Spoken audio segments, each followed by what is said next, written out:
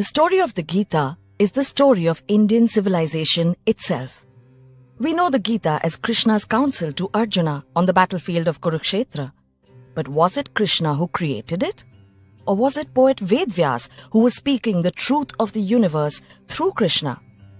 Does Sanjaya, who told blind King Dhritarashtra all that he saw happening in a faraway battlefield, deserve any less credit?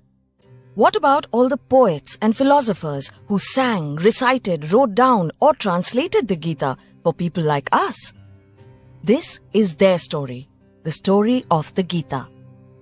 Right before the final confrontation between the Pandavas and the Kauravas, Krishna, who is the universe personified, rescues Arjuna from paralyzing doubt by giving him the essence of Vedic thought, the Bhagavad Gita. Vyas told the story of the Mahabharat to his disciple Vaishampayan, who told it to Romaharshan, who told it to Sauti, who told it to Shaunaka in the Naimish forest. 4,000 years ago, the rishis of Aryavarta composed the Rig Veda. In it, they praised the sun, the moon, and the planets. They paid homage to the forces that hold the universe together.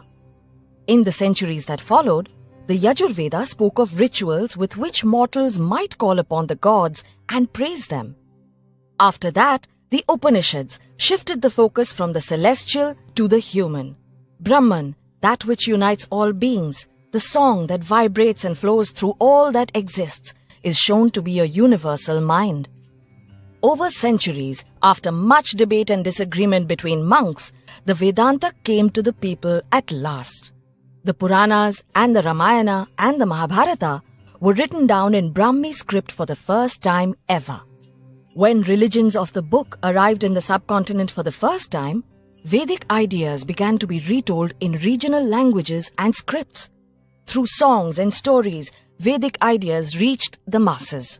The Gita had found a new home, the Indian mind.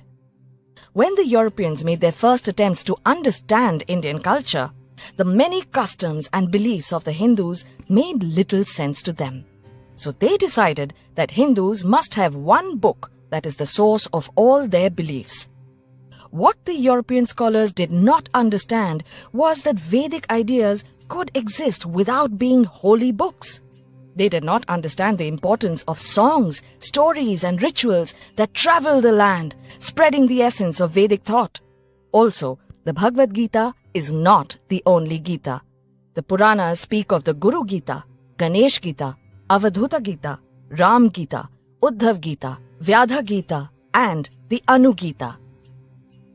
Around the time when the Roman Empire was rising in the Mediterranean, the Mahabharata was being written down in India. In a few centuries, it went from being a short tale called Jaya to being a mighty epic of 100,000 verses. And at its heart, there was the Bhagavad Gita, a book that has been called God's gift to Arjuna. Philosopher Adi Shankara saw in Gita the oneness of divinity and humanity. Ramanuj and Madhav found in the Gita the difference between the human and the divine. In the 20th century, Mohandas Gandhi, Lokmanya Tilak, and Bhimrao Ambedkar all found different meanings in the Gita. Across the seas, Huxley, Oppenheimer, and even Hitler found their hearts reflected in the Gita. There are as many avatars of the Gita as there are minds that it has touched. While it has lived for long and meant many things to many people, the Gita's message remains as simple as it was when the rishis first contemplated the Vedas. Our world is one of infinite variety and change. Life does not last, neither does death. We see the world as we are.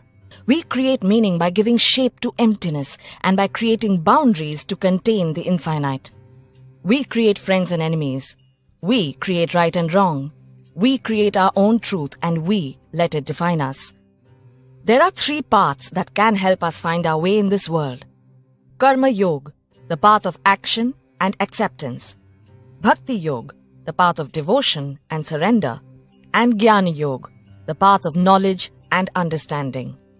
When we understand the other person, we understand the universe. That is and has always been